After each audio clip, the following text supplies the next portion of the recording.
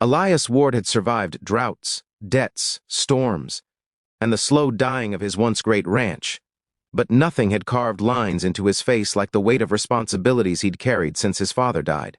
Every sunrise was a reminder of how close he was to losing everything generations before him had built. His cattle count was down, his barn roof leaked, and the land, once rich with life, now cracked under the relentless sun. Folks whispered that the Ward Ranch had no future, and Elias, at 28, felt the truth of it press against his ribs like a stone. Still, he pushed on, waking before dawn, feeding what cattle he had left, patching fences, keeping a quiet determination burning inside him. But even determination couldn't buy help, and he desperately needed help. Strong hands, skilled hands, someone who could ride fast, think fast, and work harder than any ordinary ranch hand. Problem was, no ranch hand in town would work for him anymore. They believed his land was cursed, that a man was foolish to tie his fate to a dying ranch. Elias had one last hope, the stock auction in Dust Creek, where people sold horses, equipment, and sometimes things society didn't want to see. That morning, Elias saddled his old mare, Midnight, and rode into town through dust that rose like ghosts around him. The auction was already in full swing, traders yelling, animals crying, the smell of sweat and fear hanging thick in the heat. Elias scanned the pens for what he could afford, maybe a half-broken stallion or a mule, something he could train and use around the ranch. But everything worth buying cost more than he had. His pockets held only $38, and a hand-scribbled loan notice the bank had already threatened to collect on. He was about to leave empty-handed when he heard shouting near the back pen. "Wild thing nearly bit me," a man yelled. "Should have been thrown to the coyotes." Elias turned, then froze. Behind iron bars stood a girl around 19, wrists tied, hair tangled like she'd done battle with the wind itself. Dust streaked her face, but her eyes were fierce, bright, untamed. A crowd laughed at her, called her animal beast, too wild for any decent man. A booming voice cut through the noise. "Next up, lot 47. Girl is strong, fast, but no obedience. Labeled untrainable. Starting bid, $10. Elias felt his chest tighten. This wasn't right. Selling a person like livestock, he hated it. But the world wasn't kind, especially to girls taken from outlaw camps, orphaned or captured in raids. This one looked like she'd rather die than bow her head. A man beside Elias chuckled. "Heard she threw 2 buyers off their horses and outran a full posse. Not worth a dime unless you want trouble." Elias couldn't look away. Her wrists might have been bound, but the fire in her eyes said she'd never been broken. Something stirred in him, a feeling he hadn't felt in a long time. Purpose. She wasn't wild, she was surviving. $5, someone shouted mockingly. $7, another jeered. Elias shocked himself by raising his hand. $10, silence rippled. The auctioneer squinted. $10. From Ward? Boy, you can't even fix your fences. Laughter erupted. Elias's cheeks burned, but he didn't lower his hand. The girl's eyes found him, sharp, evaluating, almost refusing to hope. No one raised the bid. "Sold for $10, the auctioneer barked. "Good luck, Ward, you bought yourself a nightmare." When Elias approached, the girl flinched like she expected a blow. He lifted his hands slowly. "I'm not here to hurt you," he said quietly. "I'm taking you out of here." She stared at him with suspicion sharp as a knife. A guard shoved her forward. She stumbled, regained balance like a mountain cat, and nearly knocked the guard unconscious before Elias stepped between them. "Stop!" Elias commanded. The girl jolted, surprised he defended her. "I said she's coming with me."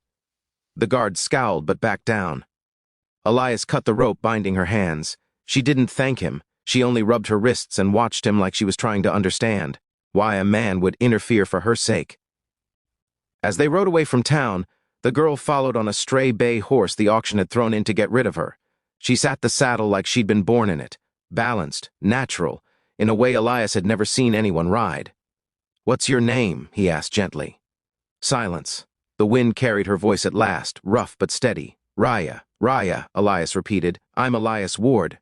She gave no response, but her eyes tracked everything, the land, the sky, the sound of his horses' steps, as if memorizing her escape routes. Back at the ranch, Raya slid off her horse before Elias could help. She walked the land with sharp, assessing eyes, like she was measuring what kind of prison she'd been brought to. Elias let her be. He didn't want a servant. He wanted to give her a chance at freedom, at safety, even if he had nothing else to offer. Over the next days, Raya barely spoke but worked harder than any hired hand Elias had ever known. She moved with surprising strength, hauling buckets, splitting wood, fixing fences with knots Elias had never mastered. But the strangest thing was how the horses reacted to her. They loved her instantly. Even wild colts calmed under her hand. Elias found her one morning standing barefoot in the pen, a young stallion, one even he couldn't handle, nuzzling her shoulder like a puppy. Raya's voice was soft as she whispered to the horse, but Elias couldn't hear what she said. He didn't interrupt. He just watched, stunned, as the horse followed her like she commanded the wind. Days passed. The ranch came alive again. Not because of Elias, but because of the wild girl with fire in her eyes who didn't seem afraid of anything, not even the struggles choking the land. She worked beside him silently, always glancing at him as if still deciding whether he was friend or foe. One evening, when the sky turned orange, she finally spoke. "Why did you buy me?" Elias knelt beside the fence, wiping sweat from his brow. "Because you didn't belong in that pen. And here? Do I belong here?" Elias looked at her, really looked. "You belong anywhere you choose. This land isn't much, but you're free here."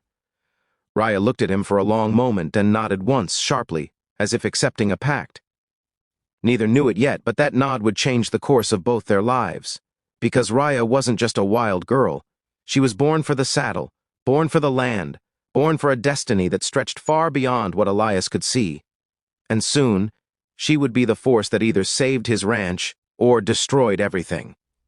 Elias woke before dawn, stretching sore muscles and preparing for another grueling day of balancing debts and broken fences, but something felt different.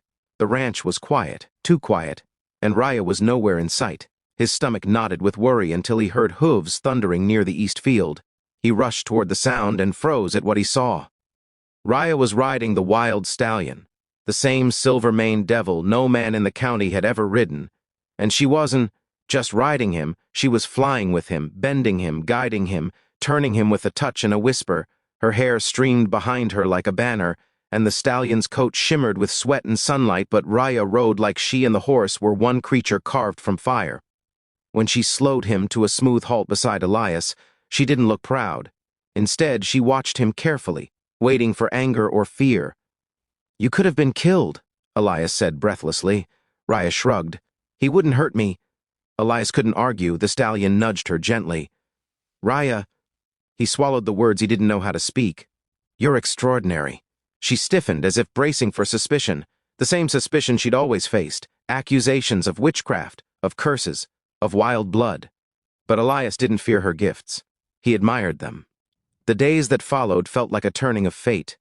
Raya fixed fences faster than Elias could tear them down.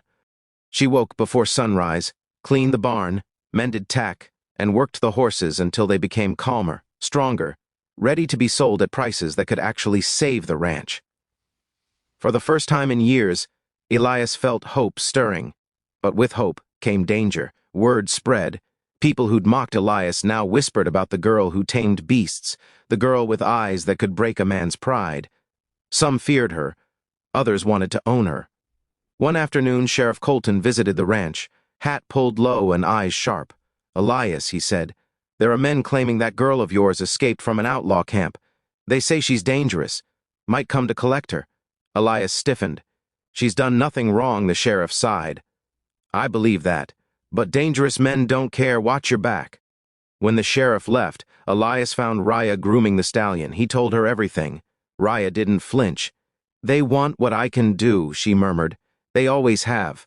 I won't let them take you," Elias said. Raya looked up sharply, eyes searching his face. "Why?" "Because you're not property," he said firmly. You're important." Something unspoken passed between them, something fragile and powerful. From that day on, Elias trained with her. Not as a master and servant, but as partners. She taught him how horses thought, not with fear, but with instinct, loyalty, and trust. Elias taught her how to mend the land, how to read weather signs, how to plant seeds and hope they survived. They became a rhythm, a balance, fire and earth, strength and silence. One evening, A storm rolled over the plains, dark clouds churning like anger on the horizon. The wind screamed, carrying the scent of danger. Raya stiffened. "They're coming," she whispered. Elias listened, and heard hooves, many. He strapped on his father's old revolver and stood beside her. Outlaws rode in, masked, armed, confident. Their leader, a scar-faced brute named Varone, smirked. "We're taking the girl," he said. "Stand aside." Raya stepped forward before Elias could stop her. "I'm not going anywhere with you." Varone laughed. "You belong to us. I belong to no one." In a flash, the stallion charged from behind them, slamming into one outlaw. Raya leapt onto his back with the grace of lightning, grabbing Elias's hand and dragging him up behind her. They rode as bullets tore the air, weaving through trees, dodging gunfire, the storm screaming around them. Raya was untouchable, leaning low, guiding the stallion with fearless precision. Elias clung to her, realizing he had never truly understood strength until he met her. They made it to an old canyon, where thunder cracked and rain flooded the earth. Cornered but unbroken, Raya slid off the horse, gripping Elias's hand. "We end this together." The outlaws rushed in, but the muddy ground betrayed them. Their horses slipped. Raya used the chaos to disarm one. Elias tackled another, and together, exhausted but unstoppable, they fought until Varone fell to his knees, defeated. Sheriff Colton and his men arrived moments later, having tracked the outlaws during the storm. "Looks like you two handled things just fine," the sheriff said, astonished. When the danger passed, Elias and Raya stood in the rain-soaked silence, breathing hard, staring at each other. She looked fierce, wild, beautiful, like the storm itself bowed to her spirit. "I don't know what happens next," Raya whispered. Elias touched her hand gently. "Then we figure it out, together." Her eyes softened, a rare, precious thing. She leaned her forehead to his, and for the first time, she didn't look like a girl fighting the world. She looked like someone who'd finally found her place, the place she was born to ride beside. Days later, the ranch began blooming again. Buyers came, horses sold at record prices, debts faded, and Elias found strength not in the land but in the girl who'd changed everything. Raya wasn't too wild. She wasn't dangerous. She was destiny, his and the ranch's, and he thanked whatever force guided her steps to that auction pen. Because she wasn't born to be bought, she was born to ride beside him, always.